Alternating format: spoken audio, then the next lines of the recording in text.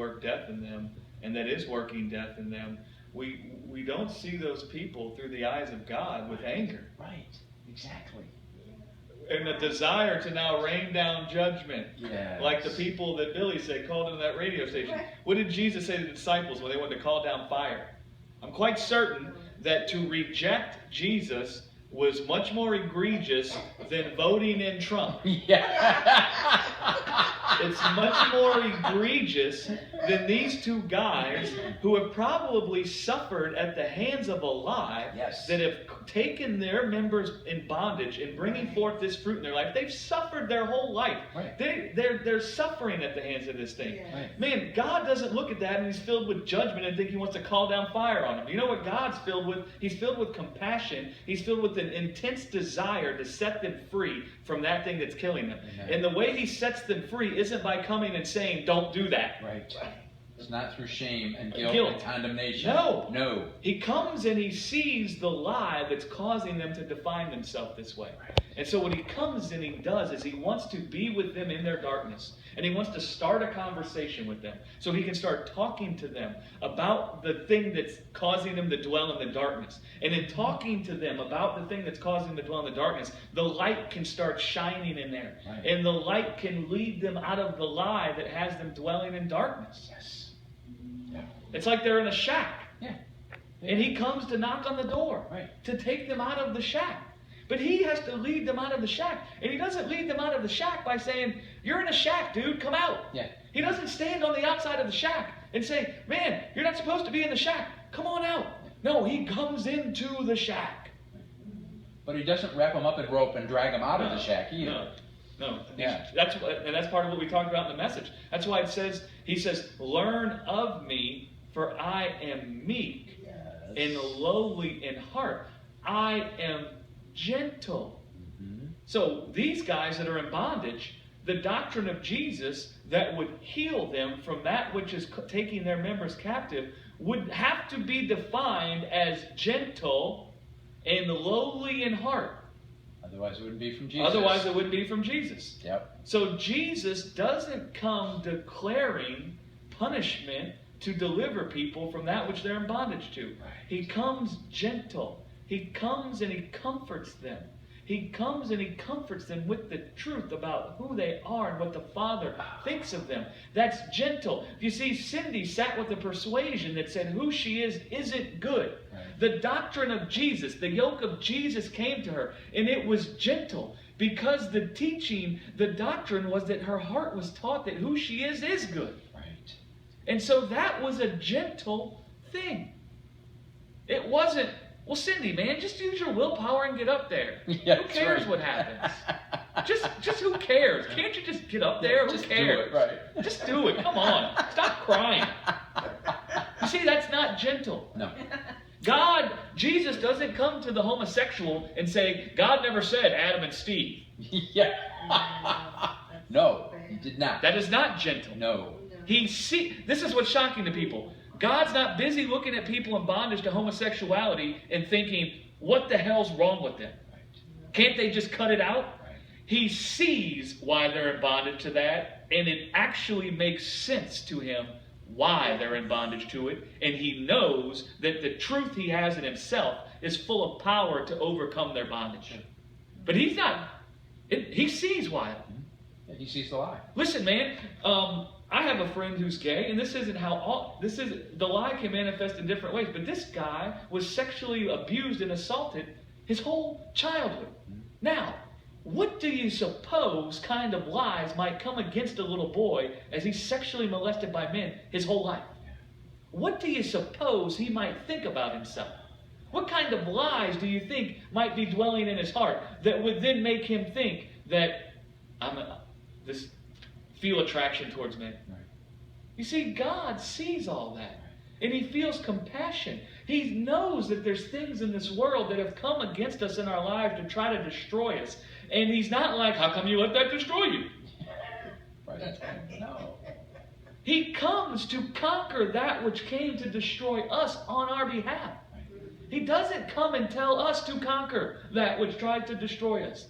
He comes and He conquers it on our behalf by dwelling in us and animating our thoughts with the truth. The truth. You know, my friend, when I really get into it with him, he believes they did that to him because they were attracted to him. And then he believed because they were attracted to him, that must mean they saw something in him that meant he was gay. Why him did they pick out? Yeah, right. Why was it him that they chose? Sure. They saw something in me.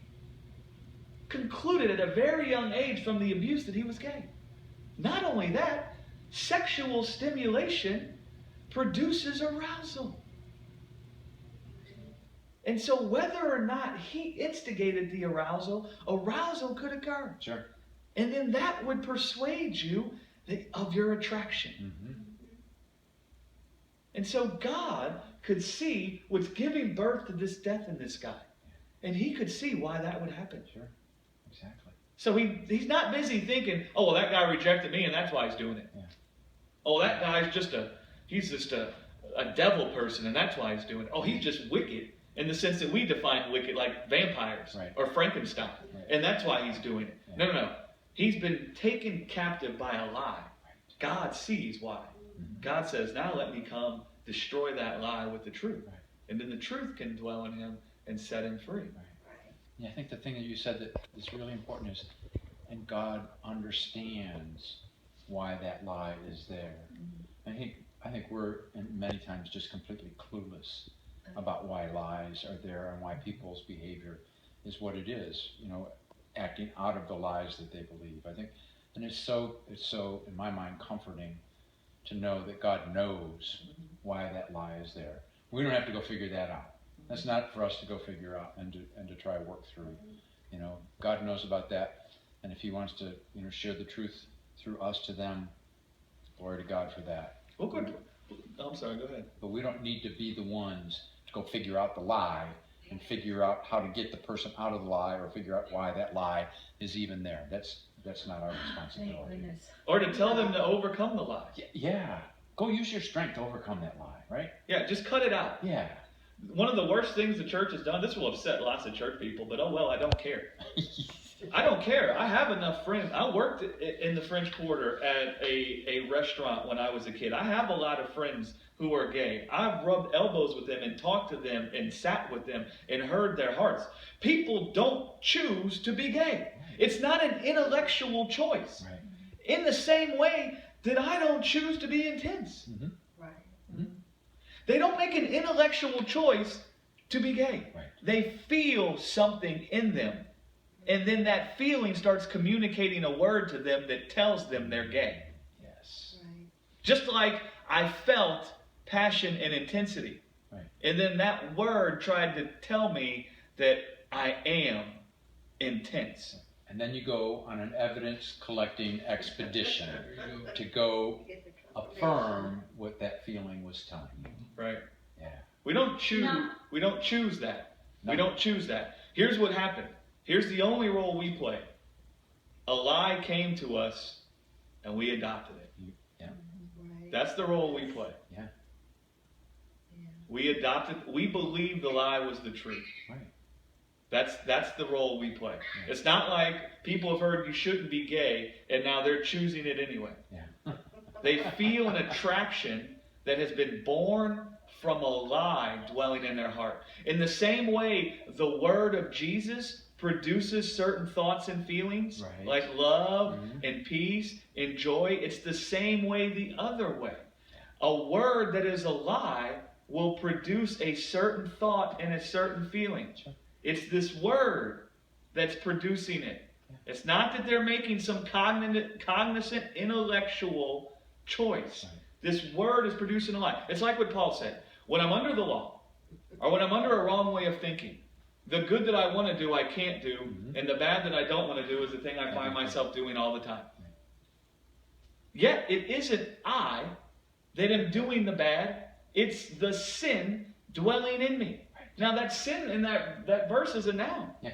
And so he's saying it's this wisdom dwelling in me It's the belief. that is bringing forth this fruit. It's the same way with people who are struggling with homosexuality. And it's no different than anything else anybody else is struggling with. Yeah. They have a wisdom that's been planted in their heart that is taking their members captive and dwelling in them and bringing forth this fruit. Hmm. And their conscience actually torments them about it. Yeah. Sure. If they didn't torment them about it, they wouldn't fight all the time to try to prove that they are as they ought to be. That's right. Yes. If they weren't tormented by Yes. it, they wouldn't care what people thought. Yes. They care very much because they sit with the persuasion in their heart that condemns them for that fruit. Sure. Right. Right.